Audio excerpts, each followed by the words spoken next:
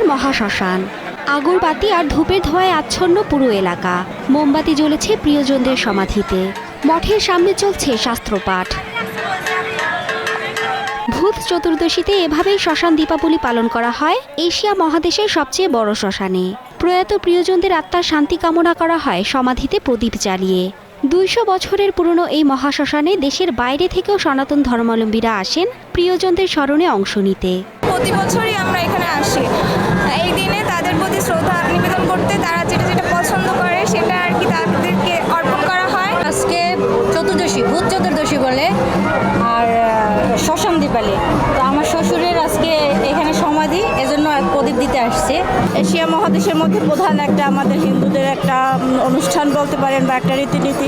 খুব ভালো পরিবেশ, ভালোই লাগছে। আইন শৃঙ্খলা পরিবেশও যথেষ্ট ভালোই ছিল। বাংলাদেশের যারা বিভিন্ন এলাকায় উপস্থিত আছে তারা এখানে এসে তাদের আত্মীয় স্বজনের সমাধিতে মোম ধূপকাঠি দিয়ে তাদের আত্মার শান্তির জন্য ভগবানের কাছে প্রার্থনা প্রদান করে। মহাশ্মশান রক্ষা কমিটি বলছে 6 একর জমিতে গড়ে ওঠা এই শ্মশানে সমাধি রয়েছে প্রায় 61,000। প্রতি বছরের মতো এবারও লক্ষাধিক মানুষের সমাগম ঘটেছে দীপাবলিতে। বৃহত্তম মহাশ্মশান দীপালি বরিশালে হয় এবং এটা শান্তিপূর্ণভাবে এখন পর্যন্ত হচ্ছে এবং শান্তিপূর্ণ শেষ হবে এবং আমাদের প্রস্তুতি খুব ভালো ছিল এবং সমাগম, লোকের সমাগম অনেক বেশি।